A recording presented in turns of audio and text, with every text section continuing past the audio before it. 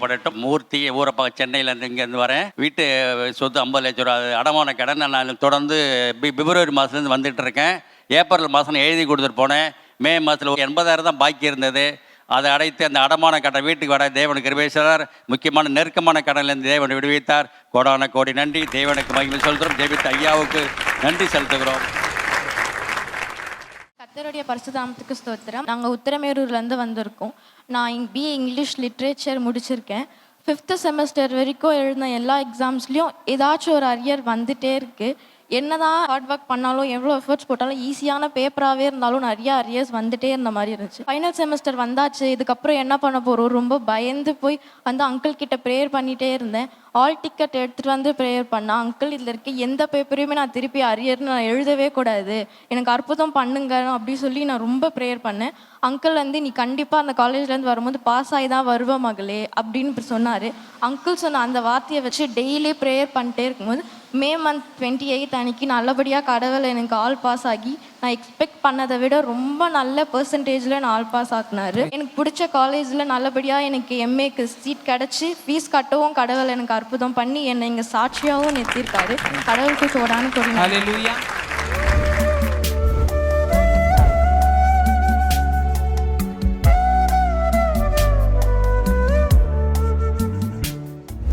கிறிஸ்துவுக்குள் மிகவும் பிரியமான எனதருமை சகோதர சகோதரிகளே, நம்மை சிருஷ்டித்தவரும் நம்மை உண்டாக்கினவரும் நம்மை ஒருபோதும் மறந்து போகாதவருமாகிய இயேசு கிறிஸ்துவின் இணையற்ற நாமத்தினாலே உங்கள் எல்லாரையும் வாழ்த்தி ஆசீர்வதிக்கிறேன். அல்லேலூயா.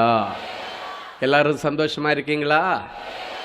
ஆண்டவர் எனக்கு என்ன வச்சிருக்கிறாருன்னு தெரியலையே, என்ன வார்த்தை சொல்லி ஆண்டவர் ஆசீர்வதிக்க போகிறாரு என்று ஏக்கத்தோடு வந்திருக்கிற உங்களுக்கு ஆண்டவர் கொடுக்கிற மங்கள வார்த்தை சங்கீதங்களின் புஸ்தகம் 102ஆம் அதிகாரம் 16வது வசனம். திக்கற்றவர்களுடைய ஜெபத்தை அலட்சியம் பண்ணாமல் அவர்கள் விண்ணப்பத்தை அங்கீகரிப்பார். திக்கற்றவர்களை அங்கீகரிக்கிற தேவன். பொதுவாக மனுஷன் சொல்லுவான், பணத்தோட சேரும் அப்படின்னு சொல்லுவாங்க, செல்வம் செல்வத்தோட சேரன்னு சொல்லுவாங்க. அப்படின்னா பணம் இருக்கிறவங்க கிட்ட தான் பணம் இருக்கிறவங்க போய் சேருவாங்க, மற்றவங்ககிட்ட சேர மாட்டாங்க. இது மனுஷனுடைய ஒரு கூற்று. மனுஷனை பொறுத்த வரைக்கும் சில இடங்களிலே அது உண்மையாகவும் இருக்கிறது. ஆனால் ஆண்டவரை பொறுத்த வரைக்கும் ஆண்டவர் சொல்லுகிறார், திக்கற்றவருடைய ஜெபத்தை நான் அலட்சியம் பண்ணாமல் அங்கீகரிக்கிறவர். என் அன்பு தேவனுடைய பிள்ளைகளே, பிரசங்கி 9ஆம் அதிகாரம் 7, 8 ஆகிய வசனங்கள் இப்படியாய் சொல்லுகிறது. எடுத்து வாசிப்போமா. நீ போய் உன் ஆகாரத்தை சந்தோஷத்துடன் புசித்து உன் திராட்சை ரசத்தை மன மகிழ்ச்சியுடன் குடி. தேவன் உன் கிரியைகளை அங்கீகாரம் பண்ணியிருக்கிறார். உன் வஸ்திரங்கள் எப்போதும் வெள்ளையாயும் உன் தலைக்கு எண்ணெய் குறையாததாகவும் இருக்கும் என்று கர்த்தர் இன்றைக்கு உங்களுக்கு தீர்க்க தரிசனமாக சொல்கிறார். முதல்ல என்ன சொன்னார்? திக்கற்றவருடைய ஜெபத்தை நான் அலட்சியம் பண்ணாமல் அவள் விண்ணப்பத்தை அங்கீகரிப்பேன் என்று சொன்னார். அப்போ அங்கீகரிக்கிற ஆண்டவர் சொல்லுகிறார், உன் கிரியைகளை நான் அங்கீகாரம் பண்ணுகிறேன் என்று சொல்லுகிறார். கிரியைகள் என்றால் உன்னுடைய வேலை, உன் படிப்பு, உன் ஊழியம், உன்னுடைய தொழில், உன்னுடைய வியாபாரம் எல்லாவற்றையும் ஆண்டவர் இன்னைக்கு அங்கீகரிக்கிறாராம். சில நேரங்களில் உலகத்தில் அரசாங்கத்தில் அங்கீகாரம் இல்லாத கம்பெனியெல்லாம், அங்கீகாரம் பண்ணாத சில ஸ்தாபனங்கள் எல்லாம் மூடிடுவாங்க. நீ இதுக்கு அங்கீகாரம் வாங்கலை அப்படின்னாச்சா, நீ இதுக்கு லைசன்ஸ் வாங்கலை அப்படின்னு சொல்லுவாங்க. லைசன்ஸ் வாங்கலை, அதனால் you are not eligible to apply this அப்படின்னு சொல்லிட்டு போட்டுருவாங்க. நீ எலிஜிபிள் இல்லை, காரணம் நீ வைக்க வேண்டிய லைசன்ஸ் உங்ககிட்ட இல்லை அப்படின்னு சொல்கிறத பார்த்துருக்குறோம். ஒருவேளை இன்றைக்கு வரைக்கும் உன் வியாபாரத்திலே, உன்னுடைய வேலையிலே உனக்கு ஒரு அங்கீகாரம் இல்லாமல், ஏதோ ஒரு வியாபாரம் பண்ணுறேன், ஏதோ வேலைக்கு போகிறேன், ஏதோ ஊழியம் பண்ணுறேன், ஏதோ ஊழியம் பண்ணுறதுக்கு ஆண்டவர் உன்னை அழைக்கவில்லை. ஏதோ வேலை செய்கிறேன், அதுக்காக ஆண்டவர் அழைக்கலை. ஏதோ வியாபாரம் பண்ணுறேன், அதுக்காக உனக்கு வியாபாரத்தை கொடுக்கல. ஆண்டவருடைய பிள்ளைகள் வியாபாரம் பண்ணுகிற இடத்துல அவர்கள் நிலை நிற்க வேண்டும். அவர்களுக்கு பெயரையும் புகழையும் ஆண்டவர் கொடுக்க வேண்டும் என்று ஆண்டவர் ஆசைப்படுகிறார். நீ தான் உன் ஃபீல்டில் டாப்பராக இருக்கணும். ஆண்டவருடைய பிள்ளைகள் அவங்க ஃபீல்டில் டாப்பராக இருக்கணும். இது ஆண்டவருடைய ஆசை.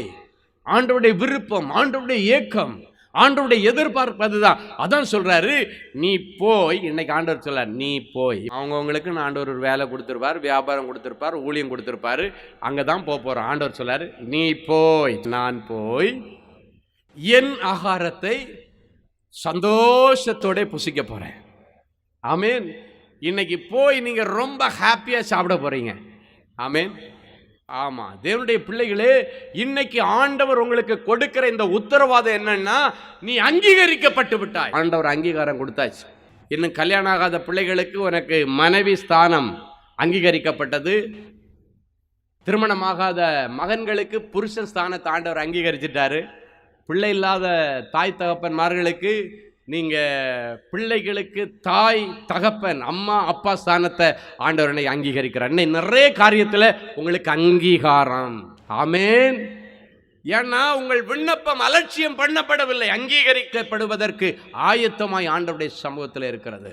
ஆனால் நிறைய காரியத்தில் இன்னைக்கு சாங்ஷன் சாங்ஷன் சாங்ஷன், அவ்வளோதான், போட்டு சேப்பா போட்டு அடிச்சு சாங்ஷன், போமகனே போமனே, நீ போய் உன் ஆகாரத்தை சந்தோஷத்தோட சாப்பிட. இவ்வளவு நாளும் வேதனையின் ஆகாரத்தை நீ புசித்திருக்கலாம்.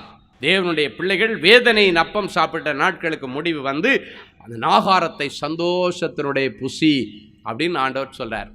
அந்த வார்த்தை சொல்றாருனாலே, சந்தோஷமா ஒருத்தன் சாப்பிட்றேன்னா அவனுக்கு மனசு நல்லா இருக்கணும். சிலர் சொல்லுவாங்க, என்னப்பா விதமாக இருக்குது, ஆக்கி வச்சிருக்கேன், சாப்பிடுங்க. போமா, மனசு சரியில்லைம்மா.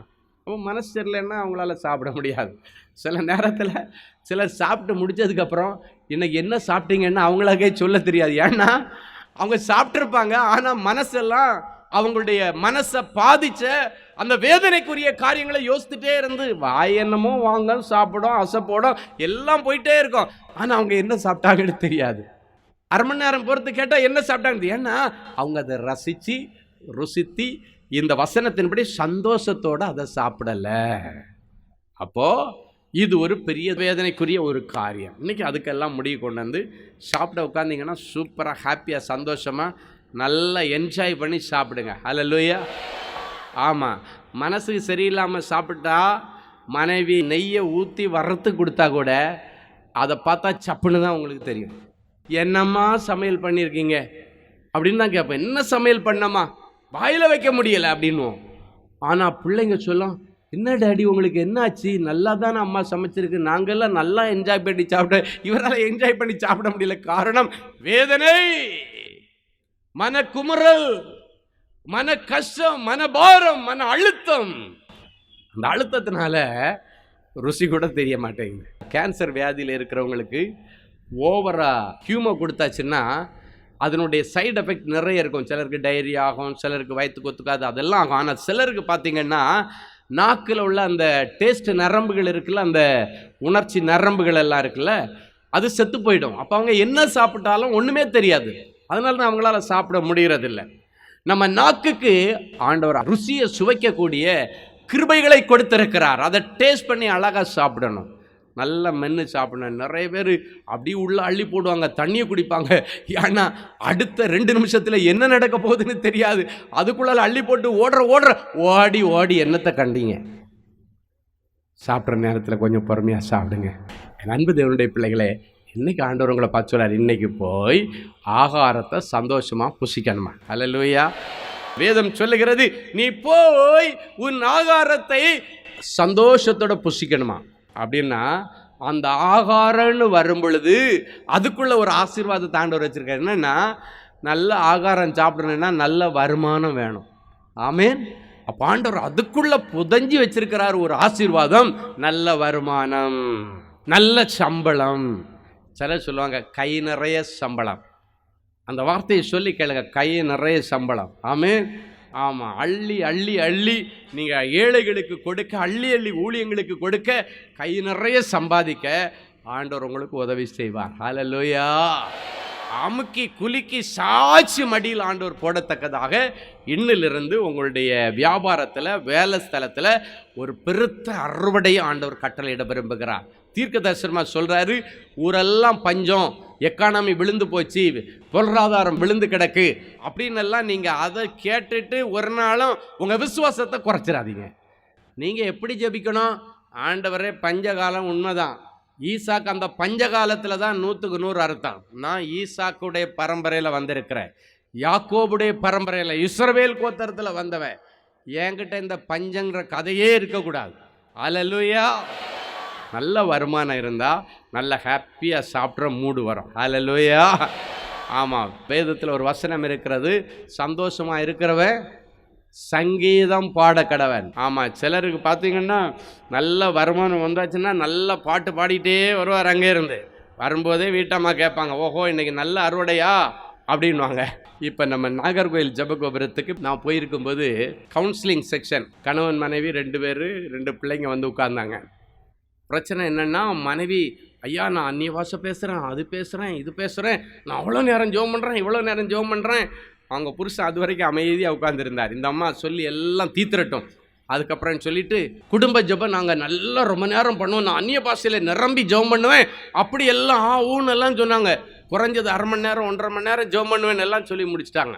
சொல்லி முடித்த உடனே ஹஸ்பண்ட் சொல்கிறாரு, ஐயா இன்னைக்கு காலையில் கூட எங்கள் வீட்டில் சண்டை, நேற்றுக்கு நைட்டு சண்டை, இவ்வளவு ஜெபம் பண்ணுறேன்னு சொல்கிறா இல்லை, எங்கள் சண்டை என்ன நீங்கள் இப்போ கேட்டு எங்கள் 2 பேருக்கும் நீங்கள் தான் இன்னைக்கு கவுன்சிலிங் கொடுத்து அனுப்பணும். ஓ, அப்போ இந்த தம்பி சைடில் ஏதோ ஒரு நியாயம் இருக்குது போல இருக்குது அப்படின்னு. சரி தம்பி, உன் பிரச்சனை என்ன, எதுக்கு சண்டை? ஃபேமிலி ப்ரேயர்னு எங்கள் எல்லாரையும் உட்கார வச்சிருவா. அவள் பாட்டுக்கு 1 மணி நேரம் இழுப்பேன். நாங்கள் எதுக்கு ஃபேமிலி ப்ரேயரில் உட்காரணும்? ஃபேமிலி ப்ரேயர்னால் நாங்கள் எல்லோரும் உட்காந்துருக்கோம், எங்களுக்கும் பங்கு கொடுத்தா தானே அது ஃபேமிலி ப்ரேயர்.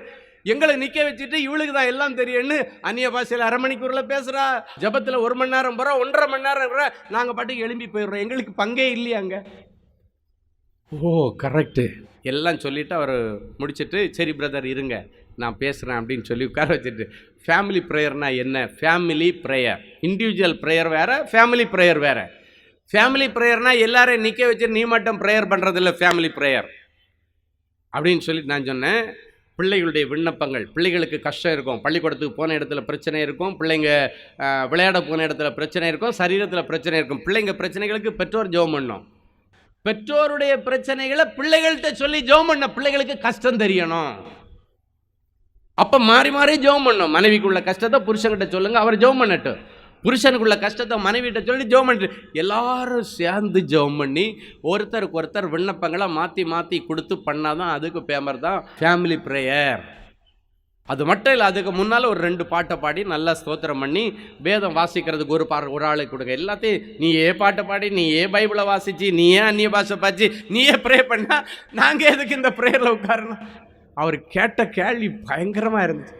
அப்புறம் அந்த மகள்கிட்ட சொன்னேன், மகளே ஃபேமிலி ப்ரேயர்னா எல்லாருக்கும் நீங்கள் கொடுத்து நல்லா அப்படி பண்ண. அவருக்கு முகத்தில் ஒரு சந்தோஷத்தை பார்க்கணுமே, ஏன்னா டெய்லி இதனாலே வீட்டில் சண்டை.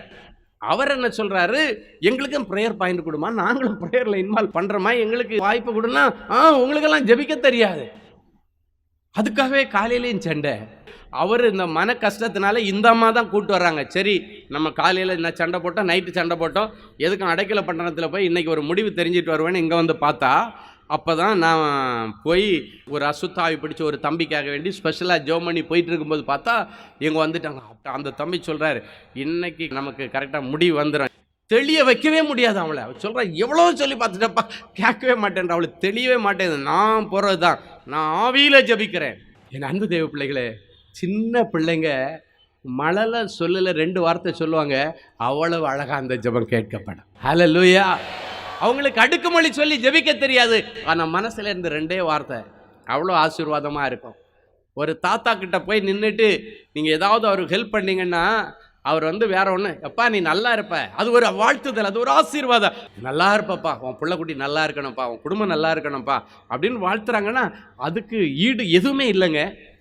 அன்பு தேவனுடைய பிள்ளைகளே, திரும்பி போகும்போது அந்த மகள் சரியா நான் சரியாக உணர்ந்துட்டேன். அதுக்கப்புறம் அவங்களுக்கு ஜெபம் பண்ணும்போது அந்த மகள் கதறி அழுது ஆண்டவர்கிட்ட மன்னிப்பு கேட்டான். ஆண்டவரே, இவ்வளவு நாளும் பிசாசு இந்த ஜெபன்ற ஏரியாவில் கூட என்னை புரிஞ்சிக்காமல் எங்கள் 2 பேருக்குள்ளே ப்ரேயர் நாளில் சண்டை போட வச்சுட்டான். இன்றைக்கு என் கண்களை திறந்ததற்காக ஸ்தோத்திரம். என் அன்பு தேவனுடைய பிள்ளைகளே, இன்னைக்கு ஆண்டவர் உங்களை பார்த்து சொல்கிறாரு, நீ உன் ஆகாரத்தை சந்தோஷத்தோட போய் புசித்து. அல்லேலூயா. காலங்கள் மாறினாலும், சூழ்நிலை மாறினாலும், மனிதர்கள் மாறினாலும், மாறாத எங்கள் நல்ல ஆண்டவரே, உமக்கு நன்றி செலுத்துகிறேன்ப்பா. இந்த மனமகிழ்ச்சியின் வேலைக்காக உமக்கு நன்றி ஆண்டவரே. உலக மனுஷர்களெல்லாம் எங்களை அலட்சியம் பண்ணின காலங்களிலே அங்கீகாரம் கொடுக்கிற ஆண்டவர் இங்கு வந்திருக்கிற ஒவ்வொரு பிள்ளைகளுக்கும் இன்றைக்கு அங்கீகாரம் கொடுத்து, உடைய விண்ணப்பத்திற்கு அங்கீகாரம் கொடுத்து என் பிள்ளைகளை நீர் ஆசீர்வதிக்கிறீரே, அதற்காக உமக்கு நன்றி அப்பா. ஒருவேளை என் பிள்ளைங்க 5 வருஷத்துக்கு முன்னால நான் விண்ணப்பித்த விண்ணப்பம் ஆண்டவருடைய சமூகத்தில் அலட்சியம் பண்ணப்பட்டதோ என்று கண்ணீரோடு வந்திருக்கலாப்பா. 6 வருஷமா நான் கேட்டுட்டு இருக்கிறேனே, அலட்சியம் பண்ணப்பட்டிருக்கிறதோ என்று என் பிள்ளைகள் சந்தேகத்தோடு வந்திருக்கலாம். என் பிள்ளைகளுடைய சந்தேகத்தை தீர்த்து நான் அலட்சியம் பண்ணவில்லை. உன்னை உருவாக்குவதற்காக நான் அதை என்னுடைய வலது மார்பிலை சேர்த்து வைத்திருக்கிறேன். இதோ அவற்றிற்கு அங்கீகாரம் கொடுக்கிற காலமும் குறித்த நேரமும் தயை செய்கிற காலமும் குறித்த நேரமும் வந்திருக்கிறது என்று என் பிள்ளைகளுக்கு சொல்லி என் பிள்ளைகளை நீர் ஆசீர்வதித்தீரே, உமக்கு நன்றி செலுத்துகிறோம் அப்பா. இப்பொழுதும் கட்டுண்டவர்களை விடுதலை ஆக்குகிற தெய்வமே, என் பிள்ளைகள் சிக்கி இருக்கிற எல்லா கடன்களில் இருந்து என் பிள்ளைகளை நீர் விடுதலை ஆக்கும். என் பிள்ளைகள் சிக்கி இருக்கிற எல்லா அவமானத்திலிருந்து என் பிள்ளைகளை விடுதலை ஆக்கும். இப்பொழுதும் எந்தெந்த குடும்பத்திலே என் பிள்ளைகளுக்கு அங்கீகாரம் கிடைக்கலையோ அங்கெல்லாம் என் பிள்ளைகளுக்கு அங்கீகாரம் கிடைக்கட்டும். எந்தெந்த மனுஷர்கள் மத்தியிலே என் பிள்ளைகள் வெறுத்து ஒதுக்கப்பட்டார்களோ அவர்கள் கண்களிலே என் பிள்ளைகளுக்கு தயவு கிடைக்க ஆண்டவர் அனுக்கிரகம் பண்ணும். விண்ணப்பத்தை அங்கீகரிக்கிற ஆண்டவரே, இன்றைக்கு வரைக்கும் என் பிள்ளைகள் விண்ணப்பித்த எல்லா விண்ணப்பங்களுக்கும் உம்முடைய கண்கள் காண்கிறதாகவும் செவிகள் கேட்கிறதாகவும் இருக்கிறபடியினாலே உமக்கு கோடானு கோடி ஸ்தோத்திரங்களையும் நன்றி பலிகளையும் நாங்கள் காணிக்கையாக சமர்ப்பிக்கிறோம். இயேசுவின் மூலம் பிதாவே, ஆமேன், ஆமேன், ஆமேன். அன்பு தேவனுடைய பிள்ளைகளே, இந்நிகழ்ச்சியின் மூலம் நீங்கள் பெற்றுக்கொண்ட ஆசீர்வாதங்களையும் உங்கள் ஜெப விண்ணப்பங்களையும் அனுப்ப வேண்டிய முகவரி: தேவனின் அன்பு ஊழியங்கள், Vinayak avenue, OMR road, Okkiyam, Thoraipakkam, Chennai 600097. மேலும் 24 மணி நேர ஜெப உதவிக்கு 044-24547-999 மற்றும் 9941950999 என்ற எண்களுக்கு தொடர்பு கொள்ளுங்கள்.